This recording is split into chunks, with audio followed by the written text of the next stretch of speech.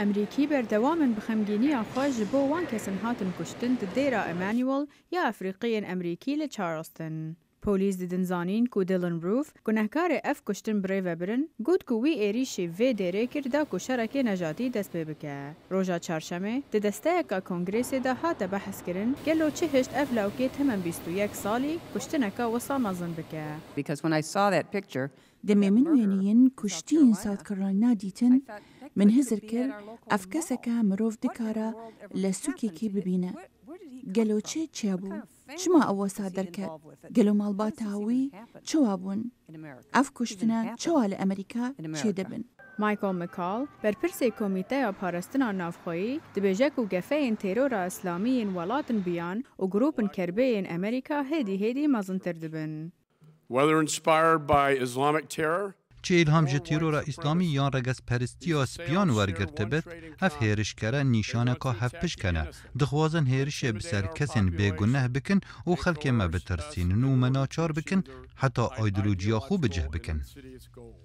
پشتی ایریشا ترور 11 ایلون سال 2001 واشنطن کریه کار خو کو ترور اسلامی ناونتوی راوستینه. لهنه کسن روزا چهارشنبه حاضر بون د بیژن کو دوی حکومت لسر راوستاندنا گروپن کربه هندره امریکا کار بکن.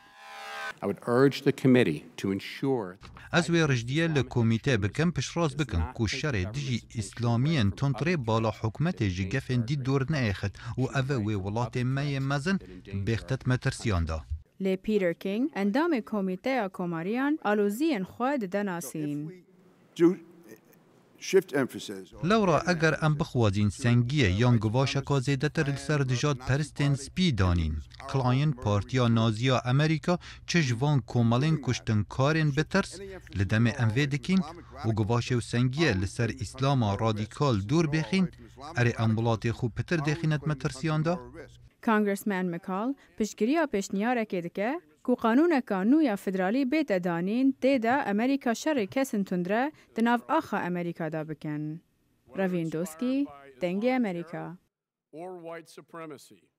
These assailants share one trait in common.